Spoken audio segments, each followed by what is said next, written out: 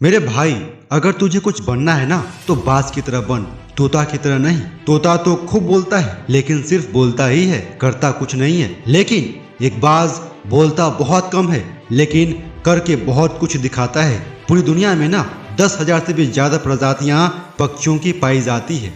सभी के वही दो पंजे, दो पंख और गर्दन होती है। लेकिन एक बाज की कुछ बात ही अलग होती है।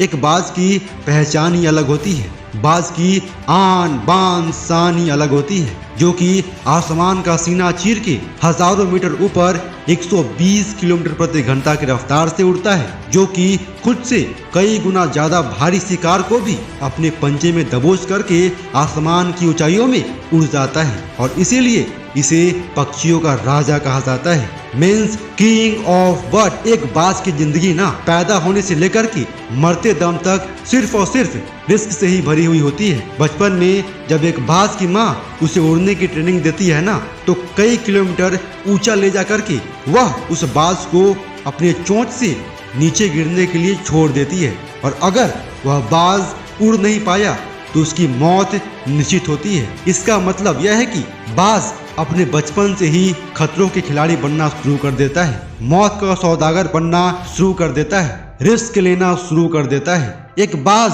कभी भी अपना घोंसला छोटे मोटे पेड़ पर नहीं बनाता है, वह हमेशा अपना घोंसला ऊंची ऊंची पहाड़ पर बनाता है। और चाहे आंधी आए, तूफान आए, चाहे कुछ भी हो जाए, वह आसानी से अपने घोंसला को नहीं बदलता है, क्योंकि एक बाज को मुश्किलें और परेशानियां, स्ट्रगल पसंद होता है। उसे मजा आता है स्ट्रगल करने में भाई, अपनी जिंदगी में लड़ने में उसे बहुत मजा आता है। लड़ लड़ करके अपनी रास्ता को बनाने में एक बाज को बहुत मजा आता है। और शायद इसी गुण की वजह से, इसी काबिलियत की वजह से बाज सारे पक्षियों का राजा होता है और पक्षियों के साथ साथ हम जैसे इंसानों को भी बहुत कुछ सिखाता है। जय हिंद, वंदे मातरम।